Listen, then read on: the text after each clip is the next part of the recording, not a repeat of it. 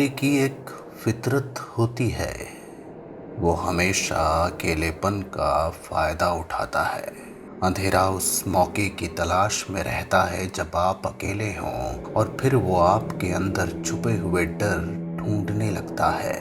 कहते हैं अनहोनी अक्सर अंधेरा ओढ़ कर आती है, इसलिए जब आप अकेले हों अंधेरे से एक दूरी बनाकर रखनी चाहिए।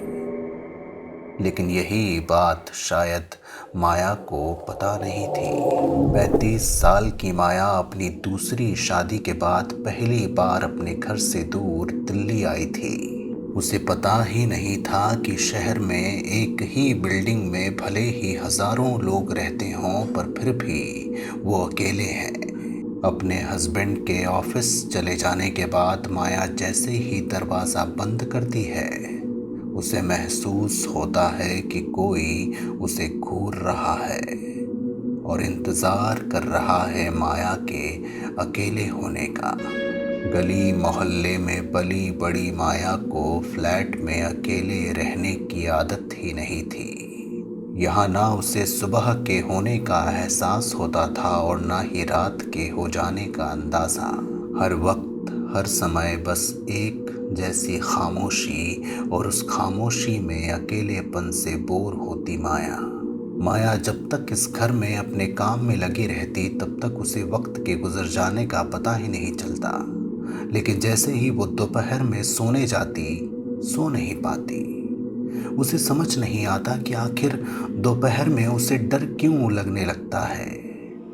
लाख कोशिश करने के बाद वो कुछ देर के लिए सो पाती और फिर अचानक उसकी आंखें इस डर से खुल जाती कि वो इस घर में अकेले सो रही है। माया का ये डर शाम को उसके हस्बैंड के आते ही दूर हो जाता।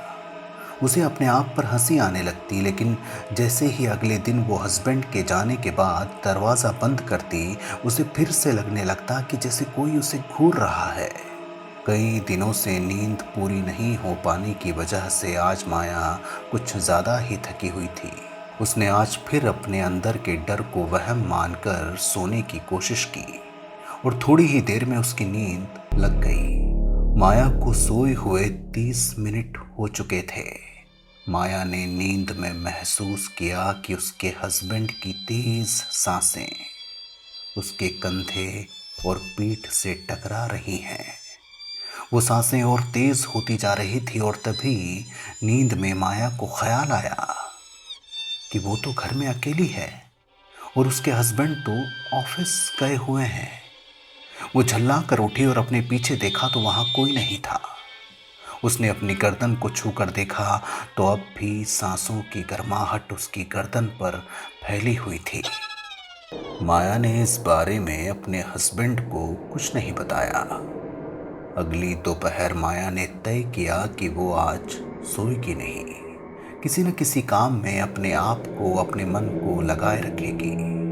पर उसने जितना सोचा था दोपहर की खामोशी उससे ज़्यादा लंबी थी।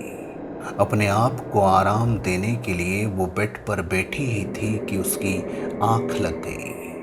थोड़ी देर बाद माया ने फिर से महसूस किया कि उसके हस्बैंड की सांसें उसके कंधे और पीठ से टकरा रही है। और ये क्या, शायद एक हाथ ने उसे पीछे से पकड़ा हुआ है और ये कैसी जानी पहचानी खुशबू आ रही है, ठीक वैसी जैसे उसके एक्स हस्बैंड। ये सोचते ही माया बुरी तरह से डर गई और उस अंधेरे कमरे से उठकर बाहर आ गई।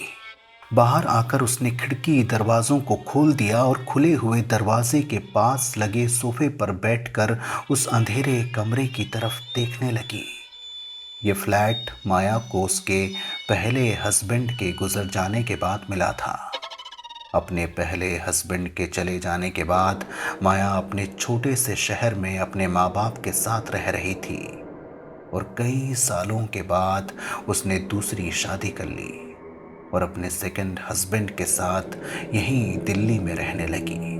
उस अंधेरे कमरे की तरफ घूरती जा रही माया को एहसास हो गया था कि क्यों मरने के एक हफ्ता पहले उसके हस्बैंड ने ये फ्लैट उसके नाम कर दिया था। शायद उसे यकीन था कि वो एक दिन माया से यहाँ दोबारा मिलेगा।